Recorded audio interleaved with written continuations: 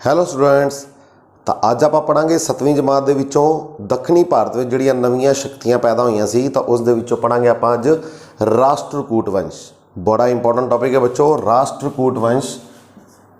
ਇਸ ਦੀ ਸਥਾਪਨਾ ਕਿਸਨੇ ਕੀਤੀ ਸੀ? ਦੰਤੀ ਦੁਰਗ ਨੇ। ਦੰਤੀ ਦੁਰਗ ਨੇ ਲਗਭਗ 753 ਈਸਵੀ ਦੇ ਵਿੱਚ ਇਸ ਦੀ ਸਥਾਪਨਾ ਕੀਤੀ ਸੀ ਔਰ ਕਿਸ ਨੂੰ ਹਰਾ ਕੇ? ਕੀਰਤੀਵਰਮਨ ਦੂਜੇ ਨੂੰ, ਜਿਹੜਾ ਕਿ ਬਾਦਾਮੀ ਚਾਲੁਕਿਆ ਵੰਸ਼ ਦਾ ਰਾਜਾ ਸੀ।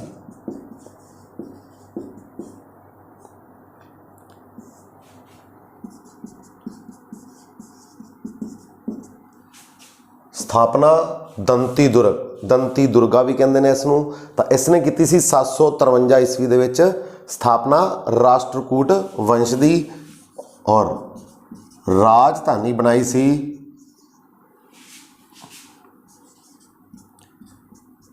ਮਯੂਰਖਿੜੀ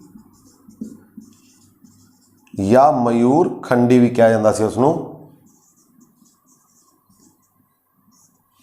ਕਿਸ ਨੂੰ ਹਰਾ ਕੇ? ਕੀਰਤੀਵਰਮਨ ਦੂਸਰੇ ਨੂੰ, ਜਿਹੜਾ ਕਿ ਬਾਦਾਮੀ ਚਾਲੁਕਿਆ ਵੰਸ਼ ਦਾ ਰਾਜਾ ਸੀ ਔਰ ਬਾਅਦ ਵਿੱਚ ਰਾਜਧਾਨੀ ਬਣਾਈ ਮਾਨਿਆਖੇਤ। ਰਾਸ਼ਟਰਕੂਟ ਰਾਜਵੰਸ਼ ਦੀ ਬਾਅਦ ਵਿੱਚ ਰਾਜਧਾਨੀ ਸੀ ਮਾਨਿਆਖੇਤ ਔਰ ਇਹ ਇਸ ਵੰਸ਼ ਦੇ ਸਭ ਤੋਂ ਮਹਾਨ ਰਾਜੇ ਅਮੋਘ ਵਰਸ਼ ਨੇ ਬਣਾਈ ਸੀ।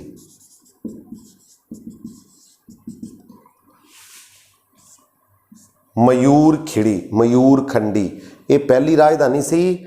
ਬਾਅਦ ਵਿੱਚ ਰਾਜਧਾਨੀ ਕਿਹੜੀ ਬਣੀ? ਮਾਨਿਆਖੇਤ, ਜਿਸ ਨੂੰ ਬਣਾਇਆ ਸੀ ਇਸ ਵੰਸ਼ ਦੇ ਸਭ ਤੋਂ ਮਹਾਨ ਸ਼ਾਸਕ ਕਿਹਾ ਜਾਂਦਾ ਹੈ ਅਮੋਘ ਵਰਸ਼ ਨੇ। ਦੰਤੀ ਦੁਰਗ ਨੇ ਜਿਹੜੀ ਸਥਾਪਨਾ ਕੀਤੀ ਸੀ 753 ਵਿੱਚ ਕੀਰਤੀਵਰਮਨ ਦੂਸਰੇ ਨੂੰ ਹਰਾ ਕੇ, ਜਿਹੜਾ ਕਿ ਬਾਦਾਮੀ ਚਾਲੁਕਿਆ ਵੰਸ਼ ਦਾ ਰਾਜਾ ਸੀ ਔਰ ਦੰਤੀ ਦੁਰਗ ਖੁਦ ਵੀ ਸਾਮੰਤ ਰਿਹਾ ਕਈ ਸਾਲਾਂ ਤੱਕ। ਸਾਮੰਤ ਕਿਹੜੇ ਵੰਸ਼ ਦਾ? ਬਾਦਾਮੀ ਚਾਲੁਕਿਆ ਵੰਸ਼ ਦਾ।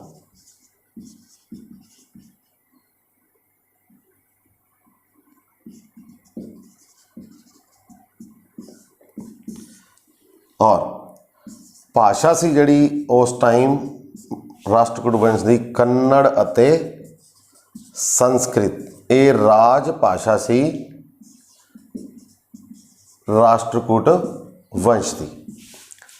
ਸਥਾਪਨਾ ਕੀਤੀ ਦੰਤੀ ਦੁਰਗ ਨੇ 753 ਵਿੱਚ ਕੀਰਤੀਵਰਮਨ ਦੂਸਰੇ ਨੂੰ ਹਰਾ ਕੇ, ਜਿਹੜਾ ਕਿ ਬਾਦਾਮੀ ਚਾਲੁਕਿਆ ਵੰਸ਼ ਦਾ ਰਾਜਾ ਸੀ ਔਰ ਐਸੇ ਹੀ ਵੰਸ਼ ਦਾ ਜਿਹੜਾ ਸਾਮੰਤ ਸੀ ਕੌਣ? ਦੰਤੀ ਦੁਰਗਾ। ਰਾਜਧਾਨੀ ਬਣਾਈ ਸੀ ਮਯੂਰਖਿੜੀ ਜਾਂ ਮਯੂਰਖੰਡੀ। ਬਾਅਦ ਵਿੱਚ ਰਾਜਧਾਨੀ ਬਣੀ ਮਾਨਿਆਖੇਤ, ਜਿਹੜੀ ਕਿਸ ਨੇ ਬਣਾਈ ਸੀ? ਅਮੋਘ ਵਰਸ਼ ਨੇ। ਰਾਜ ਭਾਸ਼ਾ ਸੀ ਕੰਨੜ ਅਤੇ ਸੰਸਕ੍ਰਿਤ ਔਰ ਇਸ ਤੋਂ ਬਾਅਦ ਰਾਜਾ ਬਣਿਆ ਕ੍ਰਿਸ਼ਨ ਪਹਿਲਾ। ਦੰਤੀ ਦੁਰਗ ਤੋਂ ਬਾਅਦ ਅਗਲਾ ਰਾਜਾ ਬਣਿਆ ਕ੍ਰਿਸ਼ਨ ਪਹਿਲਾ।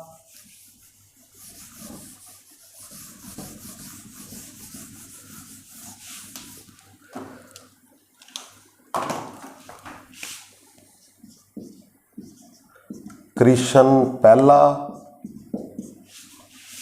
ਲਗਭਗ 758 ਈਸਵੀ ਤੋਂ ਲੈ ਕੇ 773 ਈਸਵੀ ਤੱਕ ਇਸ ਨੇ ਜਿਹੜਾ ਚਾਂਦੀ ਦੇ ਸਿੱਕੇ ਚਲਾਏ ਸੀ।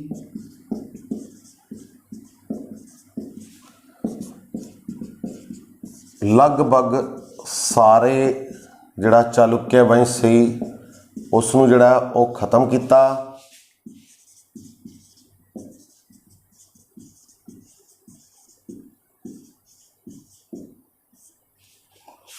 ਔਰ ਐਲੋਰਾ ਦਾ ਪ੍ਰਸਿੱਧ ਜਿਹੜਾ ਕੈਲਾਸ਼ ਮੰਦਿਰ ਹੈ ਉਹ ਕਿਸਨੇ ਬਣਵਾਇਆ ਸੀ? ਕ੍ਰਿਸ਼ਨ ਪਹਿਲੇ ਨੇ।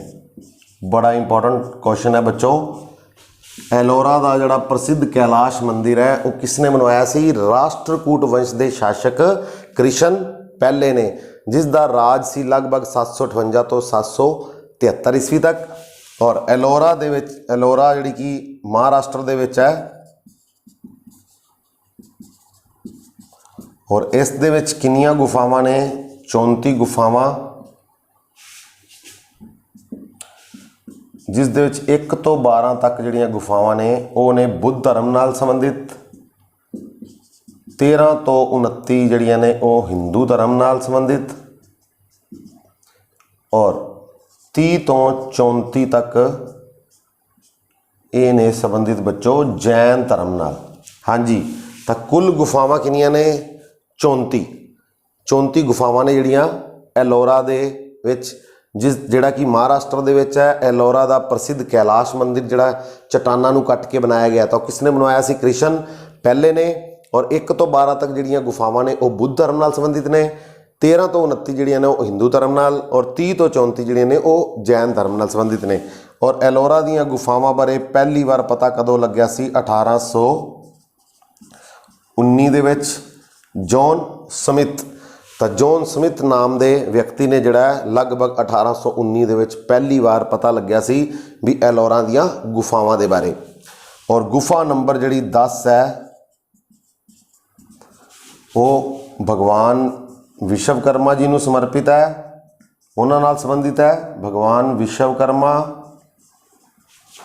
ਔਰ 15 ਨੰਬਰ ਗੁਫਾ ਜਿਹੜੀ ਉਹ ਹੈਗੀ ਹੈ ਭਗਵਾਨ ਵਿਸ਼ਨੂੰ ਨਾਲ ਸੰਬੰਧਿਤ, ਜਿਸ ਦੇ ਵਿੱਚ ਉਹਨਾਂ ਨੂੰ ਨਰਸਿੰਘ ਦੇ ਰੂਪ ਦੇ ਵਿੱਚ ਦਿਖਾਇਆ ਗਿਆ।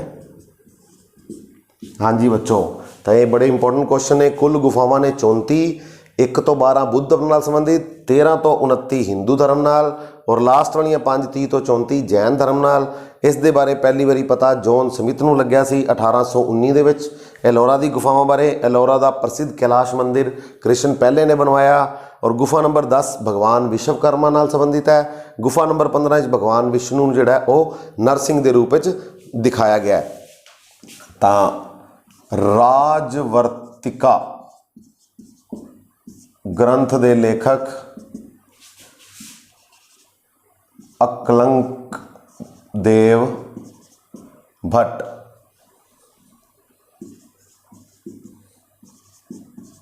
ਤਾਂ ਇਹ ਜੈਨ ਆਚਾਰਿਆ ਸੀ ਜਿਹੜੇ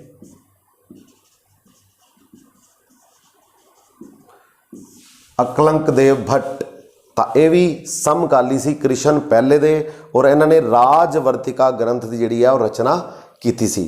ਕ੍ਰਿਸ਼ਨ ਪਹਿਲੇ ਦੇ ਸਮਕਾਲੀ ਜੈਨ ਆਚਾਰਿਆ ਹੈ, ਜੈਨ ਧਰਮ ਨੂੰ ਮੰਨਣ ਵਾਲੇ ਅਕਲੰਕ ਦੇਵ ਭੱਟ, ਔਰ ਜਿਨ੍ਹਾਂ ਨੇ ਰਾਜਵਰਤਿਕਾ ਦੀ ਰਚਨਾ ਕੀਤੀ ਸੀ। ਠੀਕ ਹੈ ਬੱਚੋ। ਤਾਂ ਇਸ ਤੋਂ ਬਾਅਦ ਅਗਲਾ ਜਿਹੜਾ ਰਾਜਾ ਬਣਿਆ ਉਸ ਦਾ ਨਾਮ ਸੀ ਕ੍ਰਿਸ਼ਨ ਪਹਿਲੇ ਤੋਂ ਬਾਅਦ ਗੋਵਿੰਦ ਦੂਜਾ।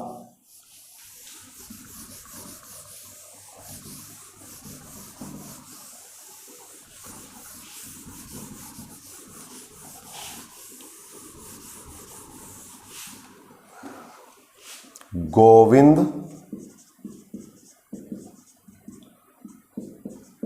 ਦੂਜਾ, ਜਿਸ ਦਾ ਸ਼ਾਸਨਕਾਲ ਮੰਨਿਆ ਜਾਂਦਾ ਹੈ 773 ਤੋਂ 780 ਈਸਵੀ ਤੱਕ ਲਗਭਗ।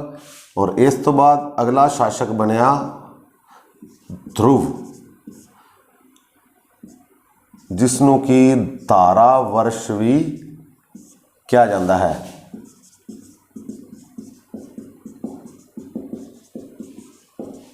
ਔਰ ਇਸ ਦਾ ਸ਼ਾਸਕ ਸੀ 780 ਤੋਂ 793 ਈਸਵੀ ਤੱਕ ਲਗਭਗ। ਔਰ ਕਨੌਜ ਦੇ ਜਿਹੜਾ ਤ੍ਰੈਪੱਖੀ ਸੰਘਰਸ਼ ਸੀ ਉਸ ਦੇ ਵਿੱਚ ਇਸਨੇ ਧਰਮਪਾਲ,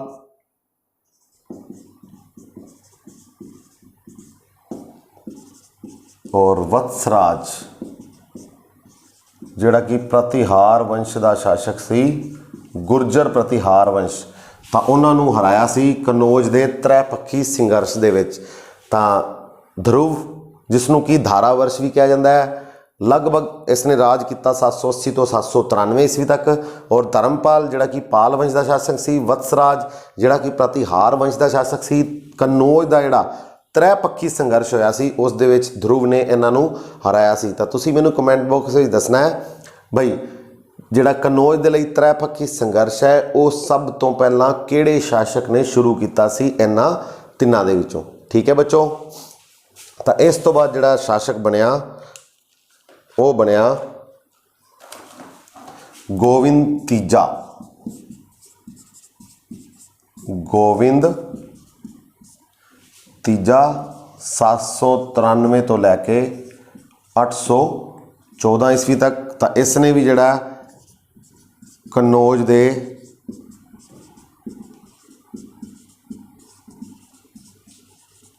त्रैपक्षी संघर्ष नूं जिहड़ा वो जित्तिया सी गोविंद तीजे ने 793 तो 814 तक। तो इस तो बाद इस वंश का सब तो जिहड़ा महान शासक जिन्हों कहा जाता है तो वह राजा बनया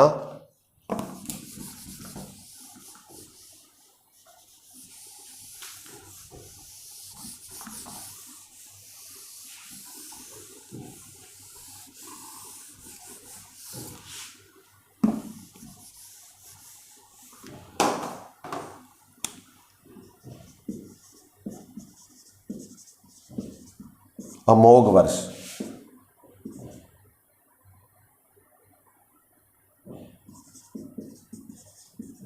अठ सौ 14 तो 800 सब तो महान इस वंश का सब तो महान शासक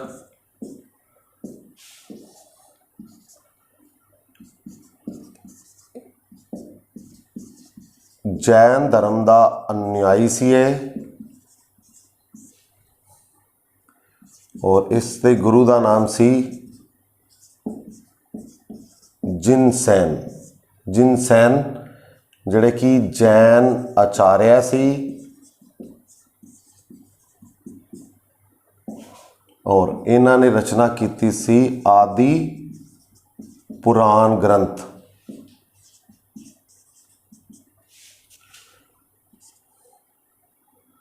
उस तो इलावा गणितासार संग्रह तो इस दे रचनाकार सी महावीर आचार्य जिहड़े कि इन्हां दे दरबार विच सी सक्तायना।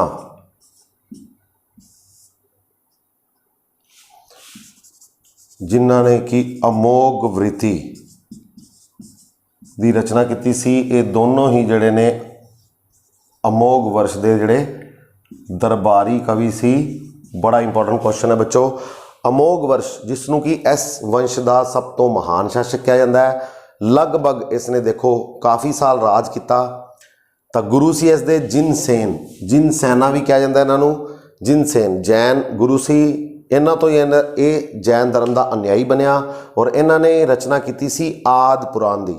तो आदि पुराण ग्रंथ की रचना किन्ने की सी जिनसैन ने और गणितासार की रचना की सी महावीर आचार्य ने। अमोघ वृत्ति की सक्तायना ने और खुद अच्छा राइटर सी कवि राजमार्ग। तो इसकी रचना की सी अमोघ वर्ष ने जिहड़ा कि पहला ग्रंथ सी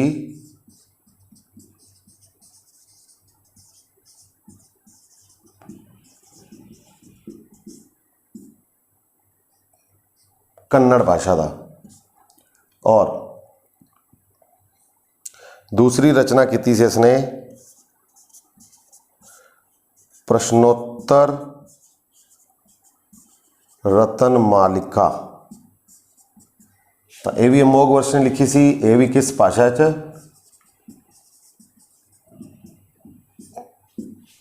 कन्नड़ भाषा है।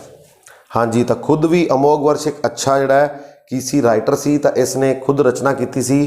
पहला ग्रंथ लिखा सी कन्नड़ भाषा विच कवि राजमार्ग और प्रश्नोत्तर रतन मालिका ये भी लिखा सी किसने अमोघ वर्ष ने। सक्तायना ने लिखा अमोघ वृत्ति। गणितासार संग्रह महावीर आचार्य ने जिहड़े इन्हां इस दे दरबारी कवि सी। गुरु सी जिनसैन जिसने आदि पुराण की रचना की और जैन धर्म का अनुयायी बनाया। और इसने जिहड़ा तुंगभद्रा नदी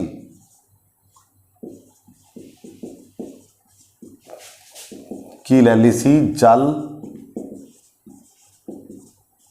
समाधि। तो तुंगभद्रा नदी दे विच जल समाधि लई सी किसने अमोघ वर्ष ने। राष्ट्रकूट वंश के सब तो महान शासक ने। ठीक है बच्चों। तो अज सी अपना टॉपिक राष्ट्रकूट वंश। अमोघ वर्ष तक आप पढ़िया। इस तो बाद अगे जिहड़ा राजा बनया कृष्ण ਦੂਜਾ ਫਿਰ ਗੋਵਿੰਦ ਤੀਜਾ, ਇੰਦਰ ਚੌਥਾ, ਤਾਂ ਉਹਨਾਂ ਬਾਰੇ ਆਪਾਂ ਪੜਾਂਗੇ ਅਗਲੀ ਵੀਡੀਓ 'ਚ ਬੱਚੋ। ਠੀਕ ਹੈ, ਅਮੋਘ ਵਰਸ਼ ਸਭ ਤੋਂ ਮਹਾਨ, ਸਭ ਤੋਂ ਇੰਪੋਰਟੈਂਟ, ਕਾफ़ी ਕੁਐਸਚਨ ਇਸ ਦੇ ਨਾਲ ਰਿਲੇਟਡ ਜਿਹੜੇ ਨੇ ਉਹ ਪੁੱਛੇ ਜਾਂਦੇ ਆ ਬੱਚੋ। ਤਾਂ ਮਿਲਦੇ ਹਾਂ ਅਗਲੀ ਵੀਡੀਓ 'ਚ। Okay, thank you.